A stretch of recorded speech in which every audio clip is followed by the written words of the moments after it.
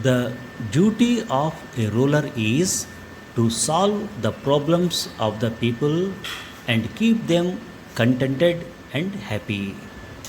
But an aggressor is always more interested in torturing the populace and extending his authority.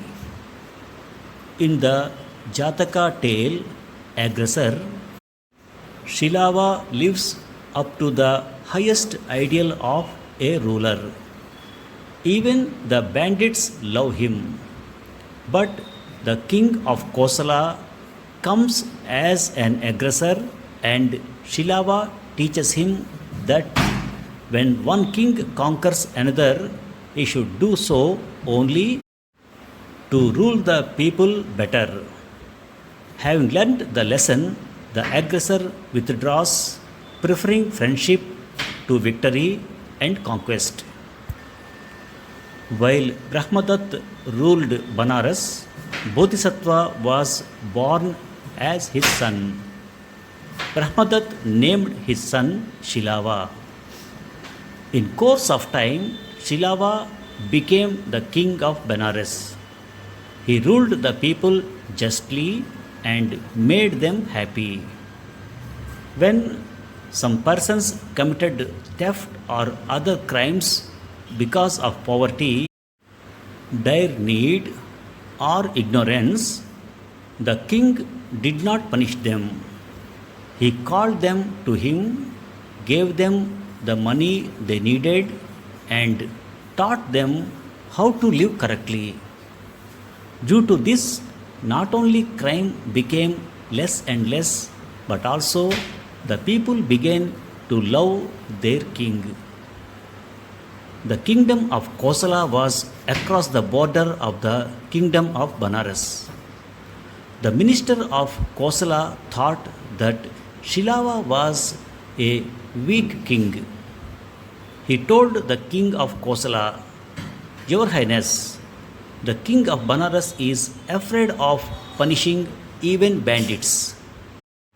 It should be easy for us to conquer him."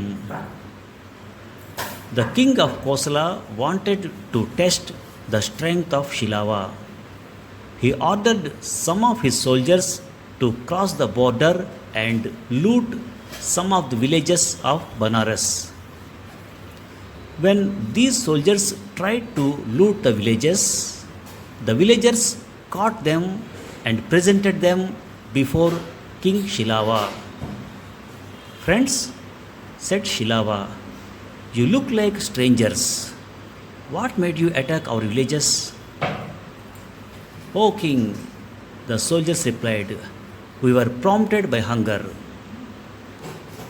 "You could have come to me and got what you wanted," said Shilava. He got some money from his treasury, distributed it among the soldiers of Kosala, and sent them away. When the king of Kosala learnt what happened, he was convinced that Shilava was a weakling. Still, he wanted more confirmation. So, he sent a bigger contingent of soldiers to destroy a few towns in the Banaras state. But the people of Banaras were very alert. They caught the soldiers again and presented them before the king. The king once again gave them money and sent them away. The king of Kosala was now quite convinced that he could conquer the king of Benares. He marched his armies on Benares. When the ministers and army chiefs got news about the march of the armies of Kosala upon their kingdom, they went to the king and said to him, "Your Highness, the king of Kosala is coming to attack us. Evidently, he is not aware of our strength. Kindly issue an order for preparation of war." Shilava detested war. "Let there be no bloodshed. Let them have Banaras if they want it. Keep the doors wide open for them," he said. You need not come like enemies. He sent word to the king of Kosala. Come like friends. You are welcome. This message convinced the king of Kosala still more that Shilava was quite an incapable person. The king of Kosala was incapable of correct behavior. The moment he entered the court of Banaras, he ordered his men to arrest Shilava and his ministers. This is not proper behavior on the part of guests, Shilava protested. The king of Kosala only laughed loudly in reply. Shilava and his officers were deprived of their insignia and were changed into common clothes.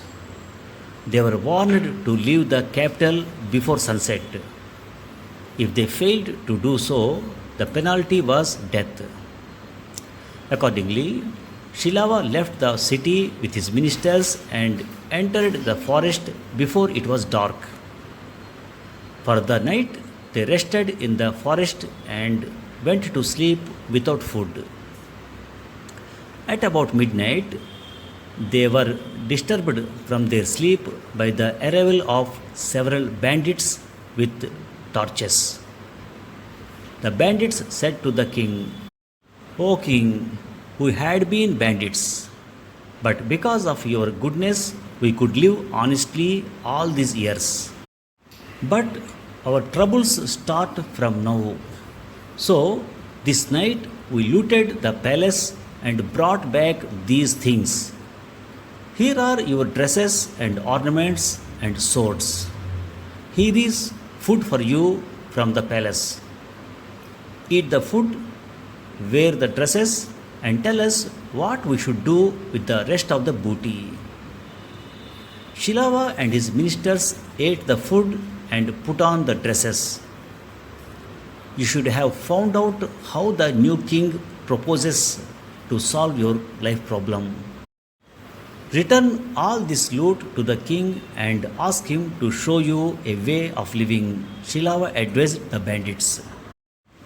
Sir, the bandits replied, one who is treacherous to his host cannot have any sense of justice.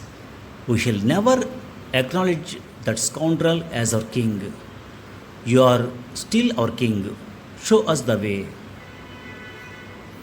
If you refuse to return this loot, Shilava said, it shall be my duty to do so. Accompanied by his ministers, Shilava turned back and reached the court by next morning.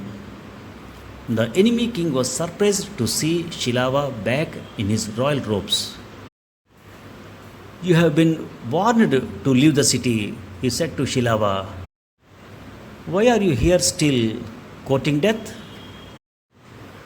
Shilava told the new king what all had happened and then added, O king, there is no doubt that you deprived me of my throne with the only idea of ruling the country better. The poor, ignorant bandits did not realize it, and in their foolishness, they robbed your palace. I promised them that you would solve all their problems and brought back your properties. The king of Kosala was strangely touched. He fell at the feet of Shilava and lamented, O great one, even the bandits love you. Your behavior is so exemplary. Yet I could not appreciate such fine things. I was led astray by my wicked minister who has no understanding, and I deprived you of your kingdom. I do not want it anymore. Take it back. It is enough if I can have your lasting friendship. Pardon all my sins.